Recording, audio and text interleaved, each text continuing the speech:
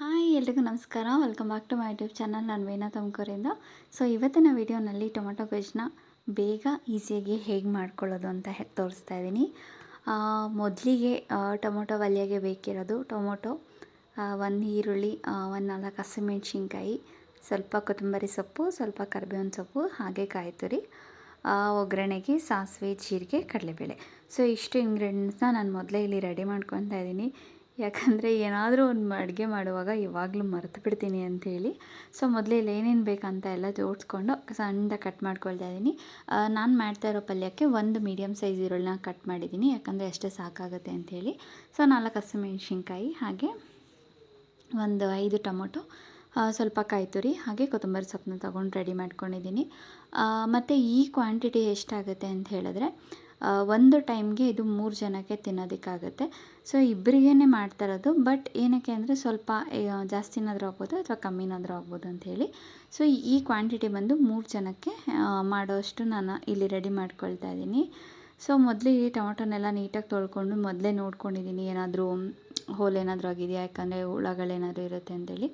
So tomato ಎಲ್ಲ ಚೆನ್ನಾಗಿರೋದನ್ನು ನೋಡಿಕೊಂಡು ತೊಳೆದಿಟ್ಕೊಂಡು ಹಚ್ಕೊಳ್ತಾ ಇದ್ದೀನಿ. ಆಮೇಲೆ ಇಲ್ಲಿ ಒಂದು ಬಾಣಲಿಗೆ ನಾನು ಹೇಳಿದ್ನಲ್ವ ವೆಯ್ಟ್ ಲಾಸ್ ಜರ್ನಿನಲ್ಲಿದ್ದೀನಿ ಅಂಥೇಳಿ. ಸೊ ಒಂದು 2 ಸ್ಪೂನ್ ಅಷ್ಟೇ ನಾನು ಆಯಿಲ್ ತೊಗೊಂಡಿರೋದು. ಸೊ ಒಗ್ಗರಣೆಗೆ ಸಾಸಿವೆ ಮತ್ತು ಜೀರಿಗೆ ಸ್ವಲ್ಪ ಫ್ರೈ ಮಾಡಿ, ಅದಾಗಿದ್ಮೇಲೆ ಕಡಲೆಬೇಳೆನ ಕೂಡ ಹಾಕ್ಕೊಳ್ತಾ ಇದ್ದೀನಿ. ಕಡಲೆಬೇಳೆನ ಚೆನ್ನಾಗಿ ಫ್ರೈ ಮಾಡಿ ಹಚ್ಕೊಂಡಿರೋ ಈರುಳ್ಳಿ ಮತ್ತು ಹಸಿಮೆಣ್ಸಿನ್ಕಾಯಿ ಮತ್ತು ಕರಿಬೇವಿನ ಸೊಪ್ಪು, ಸೊ ಕರಿಬೇವಿನ ಸೊಪ್ಪು ಇದನ್ನು ಹಾಕ್ಕೊಂಡು ಚೆನ್ನಾಗಿ ಫ್ರೈ ಮಾಡಿ, ಅದಾಗಿದ್ಮೇಲೆ ಹಚ್ಚಿಟ್ಟಿರೋ ಟೊಮೊಟೊನ ಕೂಡ ಹಾಕಿ ಹೈ ಫ್ಲೇಮಲ್ಲಿ ಒಂದು 3 ನಿಮಿಷ ಫ್ರೈ ಮಾಡಿದ್ರೆ ಟೊಮೊಟೊ ಬೇಗ ಬೆಂದ್ಕೊಳ್ಳುತ್ತೆ. ಅಂದರೆ ತುಂಬ ಟೈಮ್ ಏನು ತೊಗೊಳ್ಳಲ್ಲ.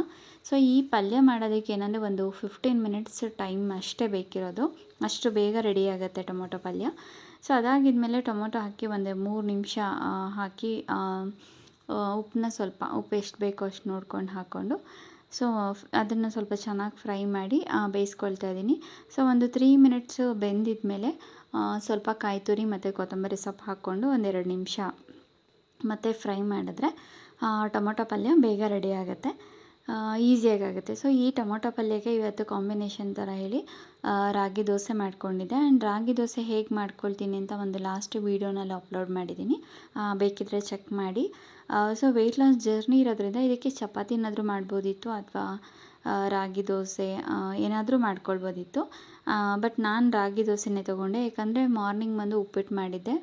ಸೊ ಮಧ್ಯಾಹ್ನ ನೆಕ್ಸ್ಟು ಸ್ವಲ್ಪ ಸೊಪ್ಪು ಕಾಳು ಪಲ್ಯ, ಹಾಗೆ ಸ್ವಲ್ಪ ರೈಸ್ನ ತೊಗೊಂಡಿದ್ದೆ. ಸೊ ಹಾಗಾಗಿ ಆಲ್ಟರ್ನೇಟಿವ್ ಆಗಿ ಸೊ ನೈಟ್ಗೆ ಅಂತ ರಾಗಿ ದೋಸೆ ಇರಲಿ ಅಂಥೇಳಿ ರಾಗಿ ದೋಸೆ ಮತ್ತು ಟೊಮೊಟೊ ಪಲ್ಯ ಮಾಡ್ಕೊಳ್ತಾ ಇದ್ದೀನಿ. ಇದ್ರ ಜೊತೆಗೆ ಸ್ವಲ್ಪ ಕಾಳಿನ ಪಲ್ಯನೂ ಕೂಡ ತೊಗೊಂಡಿದ್ದೆ. ಸೊ ಇವತ್ತಿನ ಊಟಕ್ಕೆ ಟೊಮೊಟೊ ಪಲ್ಯ, ರಾಗಿ ದೋಸೆ ಆ್ಯಂಡ್ ಸ್ವಲ್ಪ ಕಾಳು. ಸೊ ಇವತ್ತಿನ ಊಟಕ್ಕೆ ಇದನ್ನು ತೊಗೊಂಡಿದ್ದೆ. ಸೊ ಮಾರ್ನಿಂಗ್ ಬಂದು ಉಪ್ಪಿಟ್ಟು ಮತ್ತು ಸ್ವಲ್ಪ ರೈಸ್ ತೊಗೊಂಡಿದ್ದೆ. ಸಂಡೇ ಆಗಿರೋದ್ರಿಂದ ಸ್ವಲ್ಪ ಕೆಲಸ ಜಾಸ್ತಿ ಇತ್ತು, ಹಾಗಾಗಿ ಮಧ್ಯಾಹ್ನ ರೈಸ್ನ ತೊಗೊಂಡಿದ್ದೆ ನಾನು. ಸ್ವಲ್ಪ ಸ್ಟ್ರೆಂತ್ ಬೇಕಲ್ಲ ಮನೆ ಕೆಲಸ ಎಲ್ಲ ಮಾಡ್ಕೊಳ್ಳೋದಕ್ಕೆ. ಸೊ ಹಾಗಾಗಿ ಇವತ್ತು ಸಂಡೇ ಮನೆ ಕೆಲಸನೂ ಮುಗೀತು. ಸೊ ಇವತ್ತಿಂದು ಊಟನೂ ಆಯಿತು. ಸೊ ಹಾಗಾಗಿ ಇದೊಂದು ರೆಸಿಪಿನೂ ಶೂಟ್ ಮಾಡೋಣ ಅಂತ ಮಾಡಿಬಿಟ್ಟು ವೀಡಿಯೋ ಮಾಡಿ ಹಾಕ್ತಾಯಿದ್ದೀನಿ. ಮಾರ್ನಿಂಗ್ ಬಂದು ಹೇಳಿದ್ನಲ್ಲ ಉಪ್ಪಿಟ್ಟು, ಅದನ್ನು ನಾನೇನು ವೀಡಿಯೋ ಮಾಡಿಲ್ಲ. ಸೊ ಹಾಗಾಗಿ ಅದನ್ನೇನು ಅಪ್ಲೋಡ್ ಮಾಡ್ತಾಯಿಲ್ಲ.